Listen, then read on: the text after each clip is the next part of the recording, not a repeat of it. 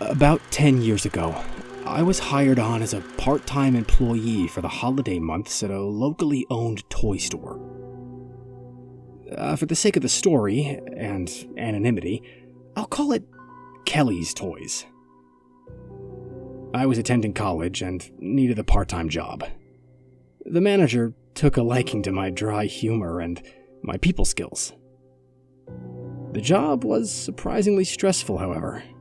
I honestly had not anticipated how busy the store could actually get during the holidays. Needless to say, time flew. It was now the beginning of January, and my manager asked me to stick around as a permanent employee. I reluctantly accepted.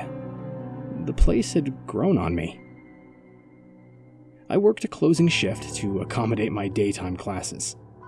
This meant I had to stick around after the store closed to reshelve the disorganized clutter from throughout the day, take inventory of the back stock, and lock up before going home.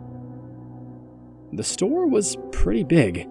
Obviously not Toys R Us size or anything, but substantial for a locally owned toy store. I began to despise the little kids that ran around the store and threw toys around the aisles during the day.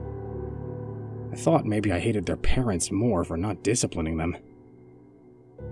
Anyways, it was a Thursday night, and the kids had been particularly obnoxious today. The action figures and toy guns aisle was always the worst. There were Nerf darts and toy rifles all over the place. My coworker Andrew took the PA microphone off its hook from the back office and announced that Kelly's was now closed and people needed to make their final purchases and leave the store. The two cashiers from the front let me and Andrew know that they were taken off and that all the customers had left the store. We begrudgingly began our nightly routine of straightening up the place. Andrew grabbed a stack of books and started walking to the book section to reshelve them. I headed in the direction of the greeting cards, avidly avoiding the dreaded guns and action figures aisle. As I walked past the front windows of the store, a loud pounding on the glass nearly made me jump out of my skin. A woman stood outside the store with a frantic look on her face. She was clad in a long black overcoat and stocking cap, holding her wallet and clenching her teeth against the cold night air. I could see her breath puffing out in little wisps. Through the glass, I heard her shout, "My son is still in the store." I gave her a puzzled look and shouted back, "That's impossible. We're closed." But this woman, she stared at me, frantically, waiting for me to search the store. I shouted across the aisles to the other side of the store to Andrew, "Hey, are there any customers in here?" I could hear Andrew laughing from the book section near the back of the store. I looked back at the woman and threw her a shrugging motion. I mouthed out sorry to the woman who, with a defeated look, turned and walked towards the parking lot and disappeared past the sterile light of nearby street lamps. An hour later, Andrew and I were getting close to finishing our closing tasks.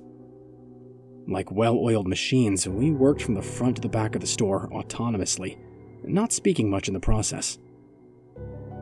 Midnight rolled around.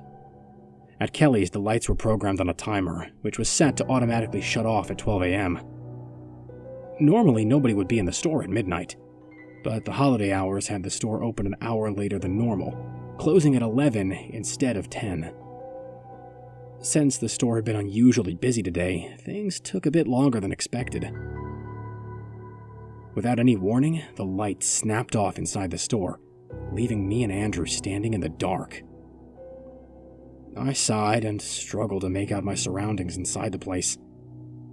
I could see parking lot lights filtering in from the front of the store, but they weren't enough to penetrate further than halfway to the back. Then, I heard footsteps on the other side of the toy guns aisle. I called out to Andrew, who would have been closer to the light controls, but there was no response. I turned the corner and squinted, hoping my eyes would adjust to the darkness. It appeared that nobody was there. I called out again, only louder this time. Now Andrew called back, but His voice was all the way back in the puzzles and board games section, which was easily 50 feet in the opposite direction. I felt my stomach knot up, and I held my breath. In the darkness, all I heard was the pounding of my heart. It slammed over and over into my eardrums. As my head leveled out and my rational mind took over again, I realized it. The kid. That kid must actually be in the store after all. I suddenly felt angry at the sneaky kid, so I spoke into the blackness. "Hey, kid, you can't be in here. Your mom is looking for you."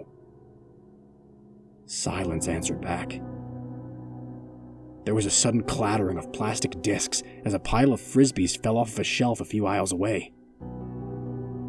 I clenched my fists and ran in that direction, more confident now as my eyes had started to adjust to the darkness. I charged around the corner and saw the discs on the floor. At the end of the aisle, I just barely caught a glimpse of a figure running towards the back storage room and employee lounge.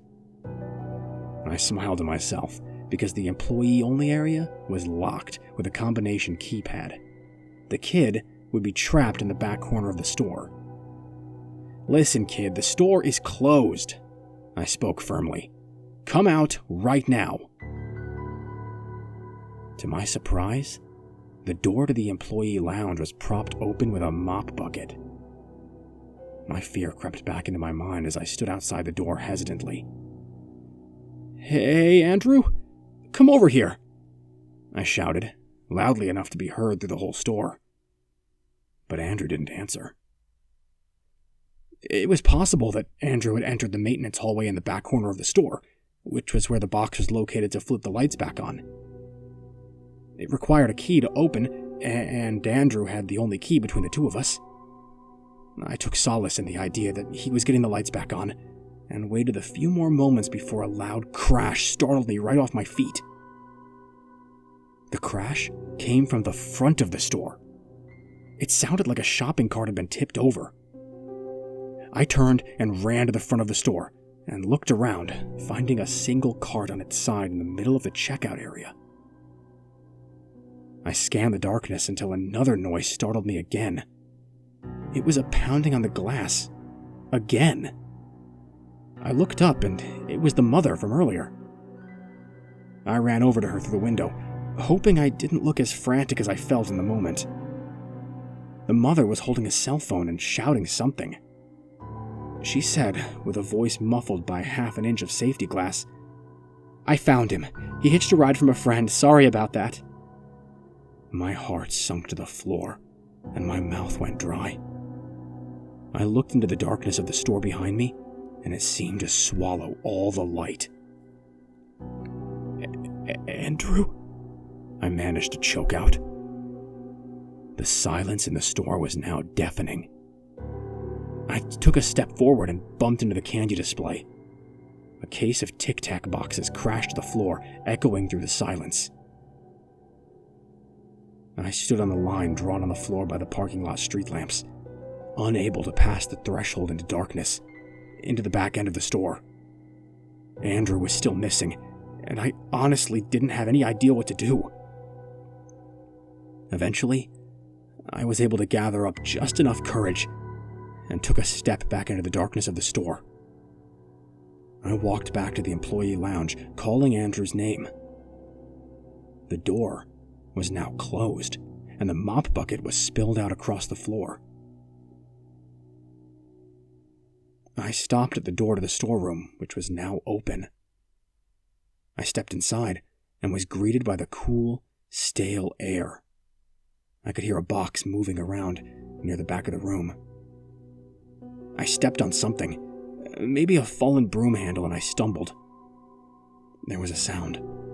Someone or something was climbing the shelves in the back end of the room. A moment later, the lights in Kelly suddenly came back on. My eyes took a second to adjust to the sudden brightness, and when they did, I could see there was nothing there, except a few distraught boxes and a jump rope hanging off one shelf near the ceiling, swinging gently as if it were recently disturbed. The vent cover, which was easily 10 feet off the ground, hung open, and I could see blackness inside the ventilation system. There was no noise anymore in the room, just the gentle whoosh of the central heating system trickling warm air from the open vent. As I stepped out of the storeroom, Andrew came running up, out of breath. "Hey man, thanks for switching the lights back on, dude." I looked at Andrew with a blank stare. I then decided I was no longer interested in who or what was in the store. I wanted to get as far away from Kelly's as humanly possible. We closed the store, locked the doors with nary a word, and walked back to our cars. I resigned from the store the following day. I wanted to focus more on my studies, and at this point, I had a perfect excuse. To this day, I'm still baffled by what I saw and heard that night, and I honestly can't explain what truly happened. I am confident that there's a logical explanation for what I experienced and how the lights came back on. But to be honest, I just don't know what it is.